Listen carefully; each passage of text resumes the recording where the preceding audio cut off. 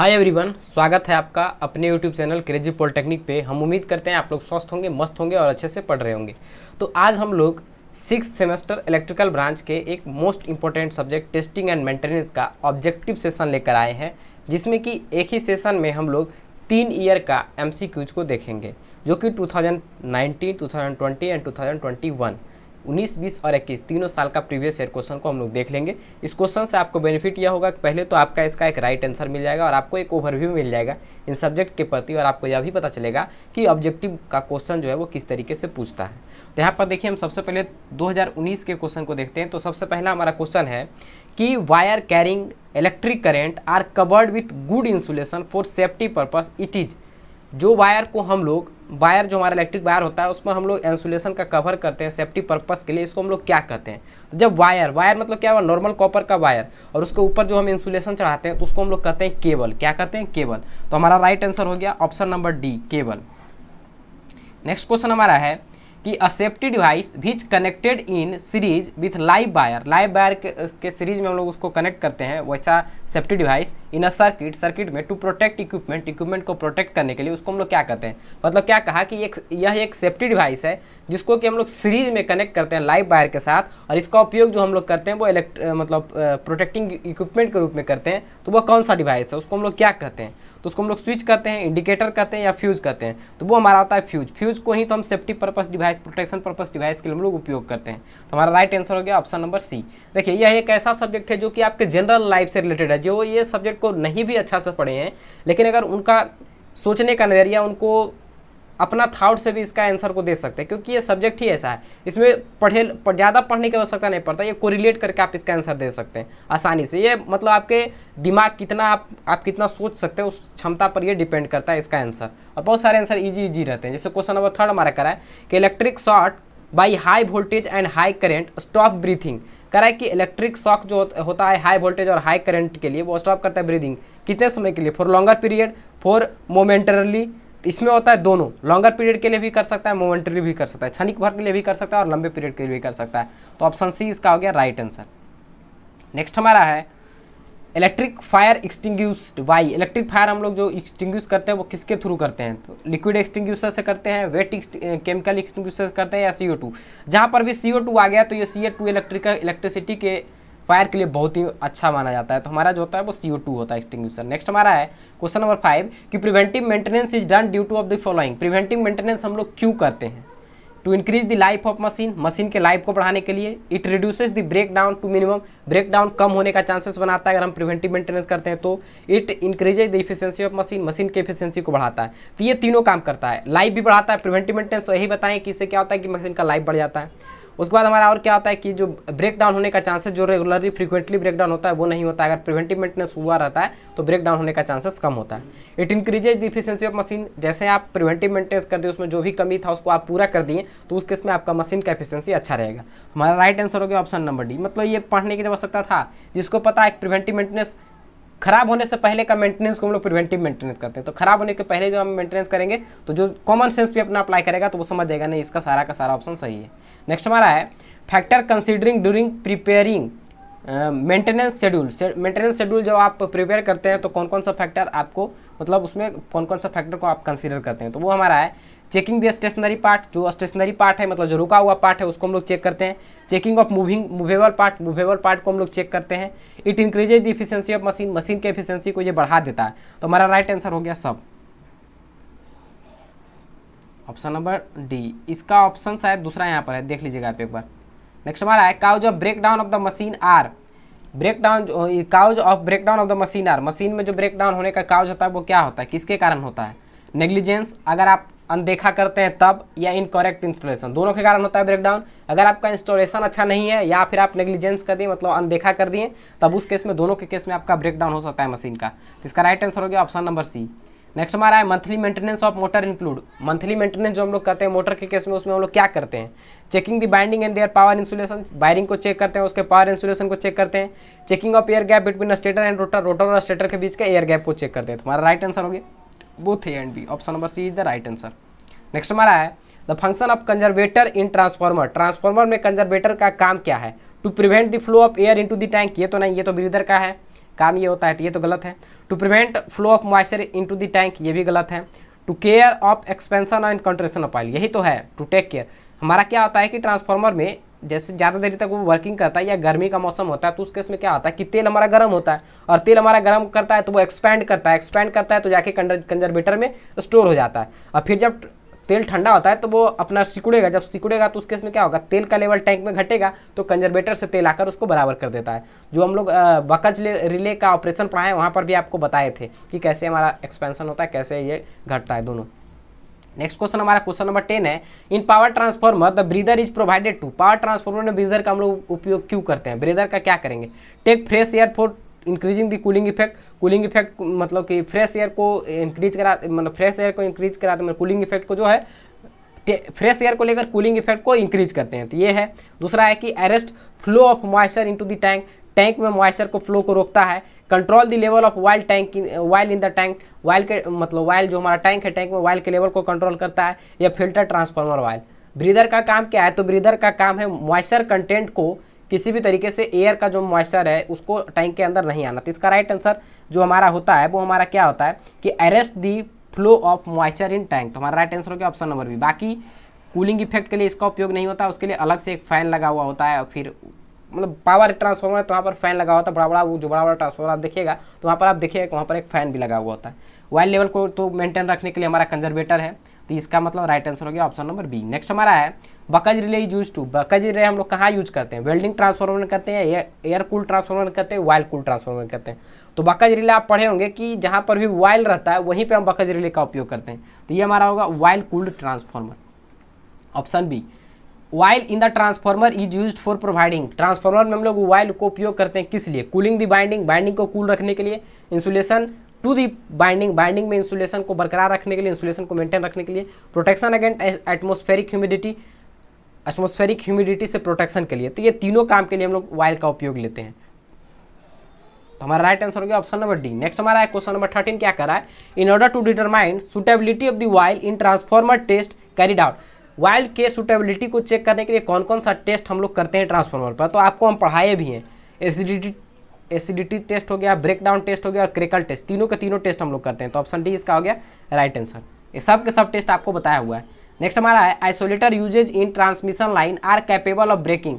Isolator का हम लोग उपयोग करते हैं ट्रांसमिशन लाइन में ब्रेकिंग के केस में, कौन, fault current, load current, charging current या नॉइज करंट। तो ये हमारा होता है चार्जिंग करंट, जिसको कि हम लोग नो लोड करंट भी कहते हैं। तो ये भी आप यहाँ पर अगर चार्जिंग करंट ना देकर अगर ऑप्शन में नो लोड भी दे तो आप नो लोड का भी उपयोग कर सकते हैं। तो यहाँ पर दोनों में से किसी ऑप्शन को आप टिक कर सकते हैं, ठीक है। तो क्या कहा, आइसोलेटर का हम लोग जो उपयोग करते हैं ट्रांसमिशन लाइन में, capable of breaking, charging current, ठीक है, या नो लोड करंट। नेक्स्ट हमारा है the basic function of circuit breaker. Circuit breaker का बेसिक फंक्शन क्या है, टू प्रोड्यूस आर्क, आर्क को प्रोड्यूस करना काम है इसका, नहीं। To ionize the surrounding air, surrounding air को एनाइज करने का काम होता है सर्किट ब्रेकर का, नहीं। To extinguish the arc, arc को एक्सटिंग्विश, आर्क को बुझाने का काम करता है हमारा जो है वो सर्किट ब्रेकर। तो हमारा हो गया option number C, right answer हो गया। चलिए नेक्स्ट क्वेश्चन हमारा है कि earth tester is use to measure. Earth tester को हम लोग उपयोग करते हैं मेजर करने के लिए, क्या, इंसुलेशन रेजिस्टेंस को, अर्थ रेजिस्टेंस को, वोल्टेज को, या नन ऑफ दीज। तो अर्थ टेस्टर है तो हम लोग अर्थ रेजिस्टेंस का उपयोग करेंगे, तो right answer option number B हो गया। नेक्स्ट हमारा क्वेश्चन है क्वेश्चन नंबर 17 क्या कहता है, the main objective of foundation for electrical machine. Electrical machine में जो हम फाउंडेशन का उपयोग करते हैं उसका मुख्य उद्देश्य क्या होता है, to support the weight of machine, machine के वेट को सपोर्ट करता है। To maintain the alignment of machine, machine के अलाइनमेंट को मेंटेन रखता है। To provide form to the machine, machine को प्रोवाइड अच्छा फार्म को प्रोवाइड करता है। तो ये हमारा तीनों का तीनों ऑप्शन सही है, तो option D is right answer. Next हमारा क्वेश्चन है cause of vibration in electrical machine. Electrical machine में वाइब्रेशन होने का कारण क्या है, तो इलेक्ट्रिकल काउज भी हो सकता है, मैकेनिकल काउज भी। मैकेनिकल काउज में तो मिसअलाइनमेंट हो गया तब भी वाइब्रेट करता है, इलेक्ट्रिकल काउज में तो इंटरनल कोई फॉल्ट हो गया तभी वाइब्रेट कर सकता है। हमारा राइट आंसर हो गया ऑप्शन नंबर सी। नेक्स्ट हमारा है magnetising current in 3 phase induction motor depend on. Magnetising current जो होता है 3 फेज इंडक्शन मोटर में वो किस पर डिपेंड करता है, लोड पर डिपेंड करता है, रेटिंग पर डिपेंड करता है, टाइप ऑफ मोटर पर डिपेंड करता है, या एयर गैप पर करता है। तो ये हमारा एयर गैप पर डिपेंड करता है। और 2019 का सबसे last question, the proper parallel operation alternator must have the same. Proper parallel operation के लिए अल्टरनेटर में क्या सेम होना चाहिए, स्पीड सेम होना चाहिए, वोल्टेज रेटिंग सेम होना चाहिए, केवीए रेटिंग सेम होना चाहिए, एक्साइटेशन सेम होना चाहिए। तो हमारा वोल्टेज रेटिंग सेम होना चाहिए, केवीए रेटिंग तो बदल भी सकता है दोनों का, लेकिन वोल्टेज रेटिंग सेम होना चाहिए। तो ये था हमारा 2019 का। अब हम लोग चलते हैं 2020 की ओर। 2020 में हमारा क्या कह रहा है कि cause of break down of machine, machine का ब्रेक डाउन होने का कारण क्या है। तो ये देखिए प्रीवियस क्वेश्चन 2019 का ही है, तो इसका हमारा आंसर था both A and B. Negligence और इनकरेक्ट इंस्टॉलेशन भी होता है। The thickness of insulation provided on the conductor depend on, thickness जो होता है इंसुलेशन का कंडक्टर पर जो प्रोवाइड किया जाता है वो किस पर डिपेंड करता है, करंट रेटिंग पर, वोल्टेज रेटिंग पर, या बोथ ए एंड बी, मतलब करंट रेटिंग वोल्टेज रेटिंग दोनों पर, या नन ऑफ दी। तो हमारा ये जो डिपेंड करता है वो वोल्टेज रेटिंग पर करता है, तो ऑप्शन बी इसका राइट आंसर हो गया। It is fatal to touch the live wire as, live wire को टच करना जो है वो घातक होता है, कैसे। The voltage may cause burn the skin, it मतलब करा वोल्टेज जो होता है ये जब लाइव वायर का टच करेगा तो उसका वोल्टेज आपके स्किन को बर्न कर सकता है। It will cause flow of current through body, इसके कारण आपके करंट मतलब बॉडी में करंट फ्लो हो सकता है। उसके बाद करा the current may cause burn to see skin और इनसाइड द बॉडी, करंट जो है वो उसके कारण स्किन आपका जल सकता है या इनसाइड बॉडी का पार्ट जल सकता है। It may cause damage of heart and nervous system, इसके कारण हो सकता है कि आपका हार्ट और नर्वस सिस्टम डैमेज हो। तो देखिए इसमें अगर सबसे अप्रोप्रिएट आंसर आप देखिएगा तो इसका सबसे अप्रोप्रिएट आंसर आपका होगा जो ऑप्शन नंबर बी होगा, क्योंकि करंट जैसे ही आप लाइव वायर को टच करिएगा तो आपके शरीर में करंट फ्लो होगा। अब ये जो कह रहा है कि स्किन बर्न होगा, तो जो पार्ट लाइव वायर से कांटेक्ट में रहता है वो पार्ट आपका जलता है, चाहे वो स्किन रहे तो स्किन जलेगा, आपका इनसाइड का कोई भी बॉडी पार्ट अगर संपर्क में रहेगा तो वो जलेगा। या फिर जैसे देखिए अगर यहाँ ये जो हाथ हमारा है यहाँ पर अगर कहीं पर करंट लगा तो इस केस में हमारा बॉडी के नीचे का भी कुछ पार्ट में आएगा करंट, तब उस केस में हो सकता है कि आपका जो है वो आपका हार्ट में कुछ प्रॉब्लम हो, हार्ट में आपका हार्ट ब्लॉकेज हो सकता है, नर्वस सिस्टम, या पूरा ये इधर की ओर कहीं गिर गया तो वो नर्वस सिस्टम हो जाएगा। अगर आपका पैर में वायर लाइव वायर टच होगा तो उससे ऊपर का क्या कनेक्शन है, कोई कनेक्शन नहीं है। तो हमारा अप्रोप्रिएट आंसर कहा, वो अप्रोप्रिएट आंसर अगर चारों में देखा जाए तो वो हमारा बी होगा कि जैसे हम लाइव वायर को टच करेंगे तो करंट तो फ्लो होगा ही हमारे बॉडी से, तो option B is the right answer. Next हमारा है fuse in the motor circuit provide protection against, fuse जो हम लोग लगाते हैं मोटर सर्किट में वो प्रोटेक्शन देता है किससे, शॉर्ट सर्किट से देता है, ओवरलोड से देता है और ओपन सर्किट से, शॉर्ट सर्किट ओवरलोड दोनों से देता है। तो हमारा राइट आंसर हो गया ऑप्शन नंबर बी। नेक्स्ट हमारा है while you are using a fire extinguisher containing CO2 what happened to its knowledge, जब CO2 फायर एक्सटिंग्विशर का आप यूज करते हैं तो CO2 जब आप यूज करिएगा उसके जब यूज करते हैं तो उसमें क्या होता है, उसका नोजल जो है वो बहुत ज़्यादा ठंडा हो जाता है, तो एक्सट्रीमली कोल्ड हो जाता है। वहाँ पर कभी यार आप यूट्यूब पर कोई एक्सपेरिमेंट भी दिखाता होगा तो वहाँ पर CO2 का जो कंटेनर होता है, एक्सटिंग्विशर होता है, उसको आप देखिएगा तो वहाँ पर वो दिखाएगा कि पूरा उसका नोजल जो होता है वो पूरा बर्फ की तरह वहाँ पर जमा हुआ लगता है, बहुत ही ठंडा लगता है। हमारा राइट आंसर होगा ऑप्शन नंबर डी। अब हम लोग चलते हैं नेक्स्ट क्वेश्चन की, और क्वेश्चन नंबर 6 क्या कर रहा है कि insulation resistance of cable is measured by what type of meter, insulation resistance को मेजर करना है। तो आपको बताए थे ये मेजरमेंट में भी आप लोग पढ़े होंगे कि इंसुलेशन रेजिस्टेंस को हम लोग सिर्फ और सिर्फ मेगर से मेजर करते हैं, तो ऑप्शन सी हमारा हो गया राइट आंसर।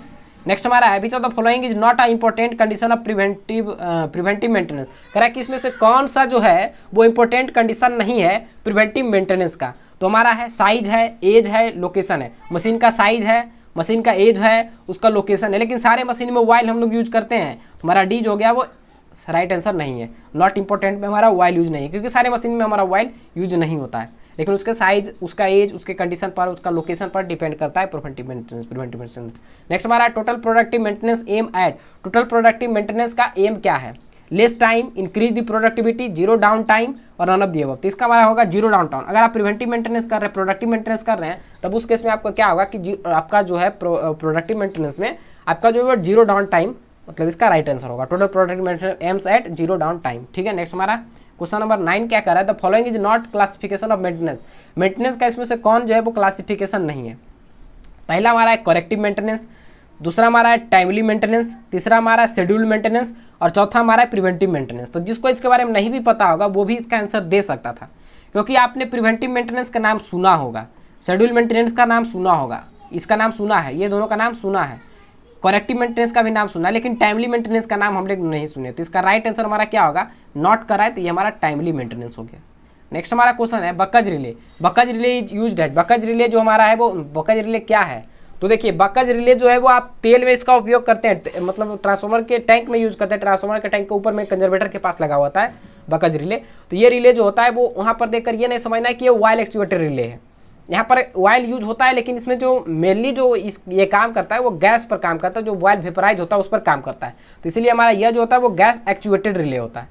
नेक्स्ट हमारा है क्वेश्चन नंबर 11 क्या कर रहा है कि under voltage relay are mostly use for, under voltage relay हम लोग यूज करते हैं किसके लिए, ट्रांसफार्मर प्रोटेक्शन के लिए, बस बार प्रोटेक्शन के लिए, मोटर प्रोटेक्शन के लिए या फीडर प्रोटेक्शन के लिए। तो अंडर वोल्टेज रिले जब आप मोटर पढ़े होंगे स्टार्टर वाला जो केस पढ़े होंगे तो वहाँ पर भी आप लोग देखे होंगे अंडर वोल्टेज रिले वहाँ लगा होता है, तो वो हमारा मोटर प्रोटेक्शन में होता है।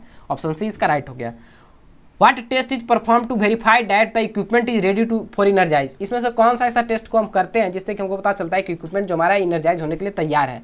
तो पहला हमारा है मेंटेनेंस टेस्ट, दूसरा हमारा है टाइप टेस्ट, तीसरा हमारा है कमीशनिंग टेस्ट और चौथा हमारा है रिलायबिलिटी टेस्ट। क्या कहा, मेंटेनेंस टेस्ट है, उसके बाद हमारा है टाइप टेस्ट है, कमीशनिंग टेस्ट है और रिलायबिलिटी टेस्ट है। तो इसका राइट आंसर हमारा होगा कमीशनिंग टेस्ट। क्या होगा, कमीशनिंग टेस्ट। नेक्स्ट हमारा क्वेश्चन नंबर 13 क्या कर रहा है कि uneven gap in induction motor is likely to cause, अगर अनइवन गैप है इंडक्शन मोटर में तो उससे क्या होगा, हीटिंग दी मोटर, मोटर हमारा हीट होगा, unbalancing the motor shaft, motor का शाफ्ट जो है वो अनबैलेंस हो जाएगा, या दोनों होगा या नन ऑफ दीज होगा। तो इसका जो हमारा होगा वो क्या होगा कि हमारा अनइवन, अगर अनइवन गैप है इंडक्शन मोटर के केस में तो आपका हीटिंग तो होगा ही और वो अनबैलेंसिंग भी मोटर शाफ्ट हो जाएगा। तो हमारा राइट आंसर हो गया ऑप्शन बी, ए और बी दोनों, मतलब ऑप्शन नंबर सी। नेक्स्ट हमारा क्वेश्चन नंबर 14 क्या कर रहा है, तो 14 कर रहा है हमारा कि desirable feature for successful parallel operation of two alternator, two alternator को चलाने के लिए, सबसे सक्सेसफुल पैरेलली ऑपरेट करने के लिए कौन सा का is that both should have, क्या होना चाहिए दोनों में, सेम रेजिस्टेंस, दोनों का सेम रेजिस्टेंस होना चाहिए, सेम रिएक्टेंस होना चाहिए। उसके बाद हमारा कह रहा है कि high reactance in comparison to resistance, reactance हमारा हाई होना चाहिए रेजिस्टेंस के कंपेरिजन में। हमारा राइट आंसर हो गया ऑप्शन नंबर सी।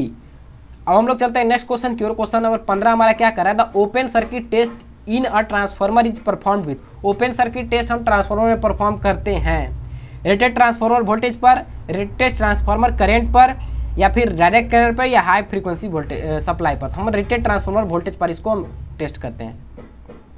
ओपन सर्किट टेस्ट जो हम लोग करते हैं वह ओपन सर्किट टेस्ट और शॉर्ट सर्किट टेस्ट दोनों आपको हम पढ़ाएंगे, दोनों इंपॉर्टेंट है कि एग्जाम में आपको पूछ सकता है टेस्टिंग में। तो हमारा ये होता है रेटेड ट्रांसफार्मर वोल्टेज पे।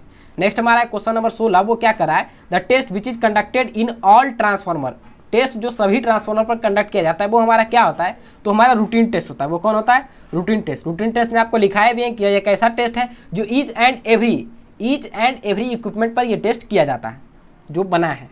नेक्स्ट हमारा है क्वेश्चन नंबर 17, वो क्या कर रहा है कि an 11 kV transformer is subjected to 1 minute 50 hertz test, the test voltage will be, तो इसका जो होता है वो 11 kV RMS आता है, ये इसका वैल्यू होता है। इसको आप देख लीजिएगा एक बार अच्छा से। वैसे इसमें कुछ लोग जो है वो अलग अलग आंसर भी दिए हैं, लेकिन इसका जो है वो 11 kV RMS होगा। नेक्स्ट हमारा है the function of while in a transformer is, transformer में जो हमारा वाइल का फंक्शन है वो क्या है, to provide insulation and cooling, insulation और कूलिंग प्रोवाइड करता है, to provide protection against lightning, lightning से प्रोटेक्शन देता है, to provide protection against short circuit से प्रोटेक्शन देता है, टू प्रोवाइड लुब्रिकेशन प्रोवाइड करता है। क्या करा है कि to provide insulation and cooling, insulation और कूलिंग प्रोवाइड करता है, to provide protection against lightning, lightning से प्रोटेक्शन देता है, और हमारा है to provide protection against short से हमारा प्रोटेक्शन देता है, और तीसरा है प्रोवाइड लुब्रिकेशन। तो ये हमारा जो होता है to provide insulation and cooling में इसका उपयोग होता है। आप देखे भी थे कि ट्रांसफार्मर वाइल में जो हम यूज करते हैं वाइल, वो उसका कूलिंग पर्पस के लिए भी होता है, और ये दो जो जितना भी बाइंडिंग होता है बाइंडिंग के बीच तक ये तेल चला जाता है, जिसके कारण कि वो अच्छा इंसुलेशन का भी काम करता है। तो हमारा राइट आंसर हो गया option number A. Next question हमारा क्वेश्चन नंबर 19 है, the chemical used in breather of a transformer should have the quality of, जो हमारा ब्रीदर यूज होता है ट्रांसफार्मर में उसका क्या क्वालिटी होता है, observing moisture, ionizing air, cleansing the transformer while, none of the. तो ये दोनों तो है नहीं, ऑब्जर्व करता है मॉइस्चर को ये, तो हमारा ए ऑप्शन इसका राइट हो गया।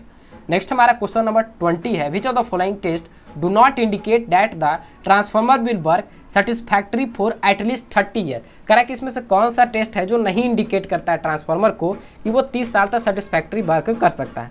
तो वो हमारा है टेम्परेचर टेस्ट। कैसा test, temperature rise test, temperature test. ये हमारा होता है ऑप्शन नंबर ए, इसका राइट आंसर है। अब देखिए हम लोग चलते हैं सबसे लास्ट ईयर का हमारा क्वेश्चन जो है 2021, इसका हम लोग क्वेश्चन की ओर चलते हैं। तो इसमें देखते हैं कि इसका हमारा क्या क्या क्वेश्चन है और क्या इसका सोल्यूशन है। Which type of fire extinguisher is use for electric fire, electric fire के केस में हम कौन सा यूज करते हैं, तो हम CO2 करते हैं। ऑप्शन सी इसका हो गया right answer.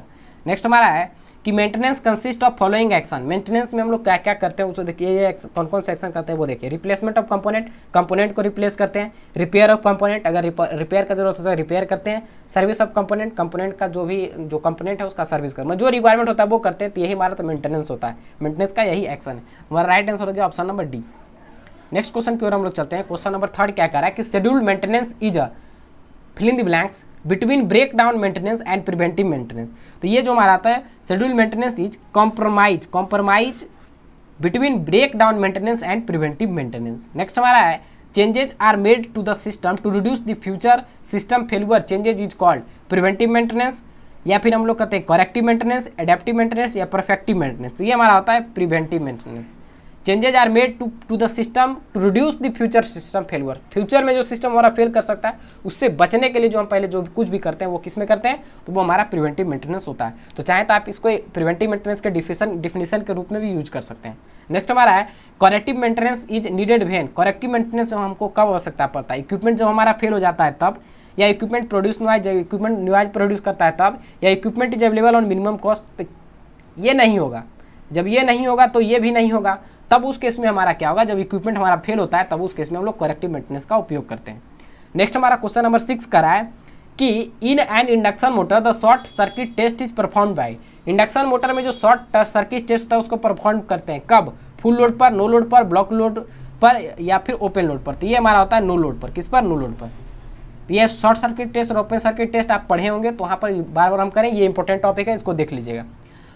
Watt meter reading in no load test for induction motor gives, watt meter reading जो है नो लोड टेस्ट पर इंडक्शन मोटर जो हम करते हैं उसमें क्या देता है, तो नो लोड के केस में अगर वाट मीटर का रीडिंग जो हमारा देता है वो हमारा क्या देता है, copper loss in stator, stator का कॉपर लॉस देता है, या फ्रिक्शन एंड बाइंडिंग लॉस देता है, फ्रिक्शन और बाइंडिंग लॉस देता है, या sum of A and B दोनों देता है, कॉपर लॉस और फ्रिक्शन एंड बाइंडिंग लॉस का दोनों का सम देता है, या total losses in rotor on no load. तो ये हमारा देता है फ्रिक्शन एंड बाइंडिंग लॉसेस देता है, कौन देता है, फ्रिक्शन एंड बाइंडिंग लॉसेस देता है नो लोड टेस्ट। नेक्स्ट हमारा है noise level test is in a transformer is, noise level test हमारा कैसा टेस्ट होता है, तो देखिए इसमें कंट्राडिक्शन भी है क्योंकि ये दो ऑप्शन इसमें मैच कर रहा है। स्पेशल टेस्ट के अंतर्गत भी आपको हम बताए हैं कि नॉइज लेवल टेस्ट करते हैं, और ये हमारा टाइप टेस्ट के भी अंतर्गत आता है। तो अगर इन चारों ऑप्शन में ज़्यादा प्रीफरेबल किया जाए तो वो हमारा टाइप टेस्ट होगा, ऑप्शन नंबर सी। वैसे इस तरह का क्वेश्चन में आप चाहे तो दोनों ऑप्शन लिख सकते हैं कि ये भी है और ये भी है, स्पेशल टेस्ट भी है और टाइप टेस्ट भी है, लेकिन ज़्यादा अगर मोस्ट प्रीफर किया जाए तो हमारा टाइप टेस्ट ही होगा, ठीक है। नेक्स्ट हमारा है question number 9, while conducting short circuit test on a transformer the following side is short circuited, करा कि जब हम लोग शॉर्ट सर्किट टेस्ट को हम परफॉर्म करते हैं ट्रांसफॉर्मर पर तो कौन से साइड को हम लोग शॉर्ट सर्किट करते हैं, लो वोल्टेज साइड को शॉर्ट सर्किट करते हैं, हाई वोल्टेज साइड को शॉर्ट सर्किट करते हैं, प्राइमरी साइड को करते हैं या सेकेंडरी साइड को करते हैं। तो ये प्राइमरी और सेकेंडरी तो ये तो हमको देखना ही था, पहले ऑप्शन हमारा ऑप्शन यही था, हाई वोल्टेज साइड और लो वोल्टेज साइड। तो इसको हम लोग जो करते हैं वो लो वोल्टेज साइड की ओर करते हैं, तो हमारा ऑप्शन बी राइट हो गया। नेक्स्ट हमारा है ये transformer while must be free from, transformer while क्या चीज़ से फ्री होना चाहिए, तो ट्रांसफॉर्मर वाइल जो हमारा है वो मॉइस्चर से फ्री होना चाहिए, तो हमारा राइट आंसर होगा ऑप्शन नंबर डी। नेक्स्ट हमारा है ये transformer while should have low volatility and low viscosity, तो हमारा ऑप्शन हो गया option number A right. Volatility भी कम होना चाहिए, मतलब लो होना चाहिए, जल्दी वो वोलाटाइल ना हो जाए, और ना ही ज़्यादा विस्कस होना चाहिए, तो दोनों लो होना चाहिए। क्वेश्चन नंबर 12 है कि sampler test is conducted, sampler test आपको पढ़ाए भी हैं, इज कंडक्टेड ऑन, यहाँ पर ऑन ट्रांसफॉर्मर्स टू डिटरमाइन, किसके लिए हम लोग करते हैं, ऑल्ट एफिशिएंसी के लिए करते हैं, टेम्परेचर के लिए करते हैं, स्ट्रे लॉसेस के लिए करते हैं, या नन ऑफ दिस। हम लोग सैंपलर टेस्ट जो है वो टेम्परेचर के लिए करते हैं, ये टेस्ट आपको पढ़ाएं, वहाँ पर भी आपको बताए हैं अच्छा से। नेक्स्ट हमारा क्वेश्चन नंबर 13 वो क्या कर रहा है, the dielectric strength of transformer wire is expected to be, जो डायलेक्ट्रिक स्ट्रेंथ है ट्रांसफॉर्मर वायर का वो कितना होना चाहिए, तो वो हमारा जो होना चाहिए वो 33 के भी होना चाहिए कम से कम, ऑप्शन नंबर बी इसका राइट आंसर है।